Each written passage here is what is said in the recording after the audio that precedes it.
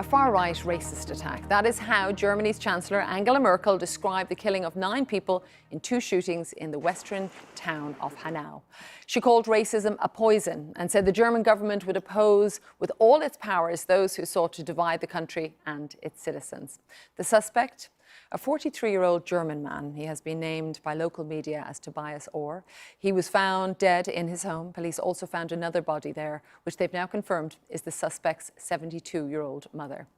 Hanau is a large town. It's about 25 kilometres east of the city of Frankfurt.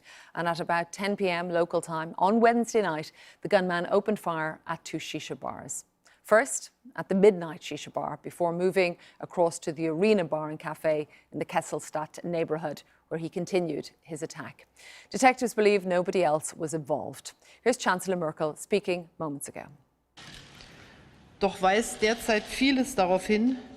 A lot of evidence points towards that the perpetrator acted out of far-right and racist motives that stemmed from a hatred towards people with different heritage, different beliefs, or a different look to him.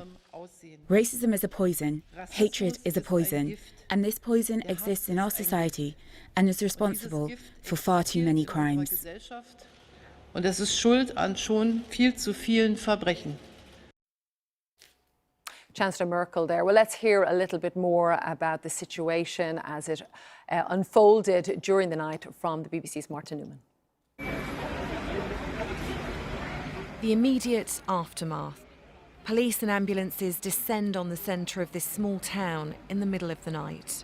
Moments earlier, gunmen targeted a shisha bar in the town centre, a traditional Middle Eastern establishment for smoking flavoured tobacco. I heard a loud shooting.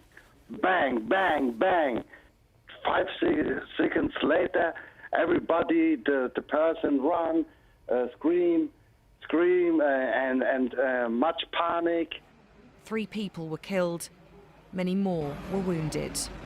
Ich habe einen Anruf bekommen vom Kollegen. I got a call from a colleague that there had been a shooting attack here at the kiosk, so I came straight here. Then I heard my father was affected and my little brother. They run the kiosk.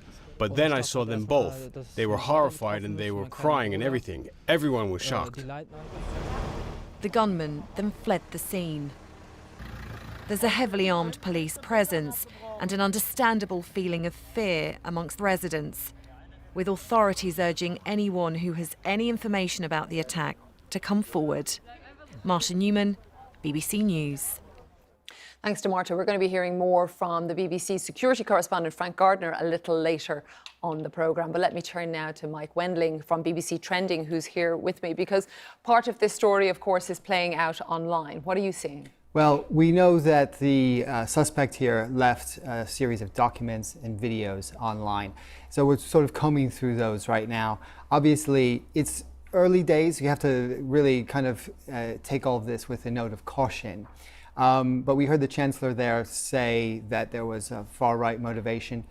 This is reflected in some of the documents that we've seen online, but what I've been looking at is also a lot of, I guess, paranoid rambling, I suppose you might say, in the documents and in the videos. And where were the documents? So they were on a website that's been taken down, but they're now circulating on far-right and extreme message boards. So the internet never forgets. Once that stuff is out there, people find it and they preserve it. It must be difficult, though, to verify. It is, but you know, we have tools here in the BBC and other news organizations that we can you know, sort of look, and it sort of fits the pattern that we've seen in some of these other mass shootings. Again, I really want to be cautious because in some ways the pattern does fit, in other ways it doesn't. So it doesn't appear that this particular suspect was referencing past attacks or had sort of a very well thought out ideology like we've seen in some of these documents before. Again, we're still sort of combing through them now. But I want to just sort of make the point that it doesn't appear that this person tried to tie themselves to a larger movement or group or organization or sort of trend online. And I suppose this is the social media age that we live in, that we begin to have a picture that obviously, as you talk about, that cannot be confirmed, but almost immediately after an incident because of the amount of people that are adding information, or indeed for the information that might be left by the suspect. There's a trail out there, but it's also important to remember that there's a lot of disinformation that's circulating on those same fringe message boards or mainstream social networks. So, there's rumors and speculation and claims and counterclaims. Obviously, the authorities are going to be looking at this quite closely, and they'll have access to people and to sites and accounts that we don't necessarily have. And just very briefly, Mike, how many documents are you talking about? There were 3 documents and 2 videos that we've seen and verified so far. Mike Wendling, BBC Trending, thank you so much.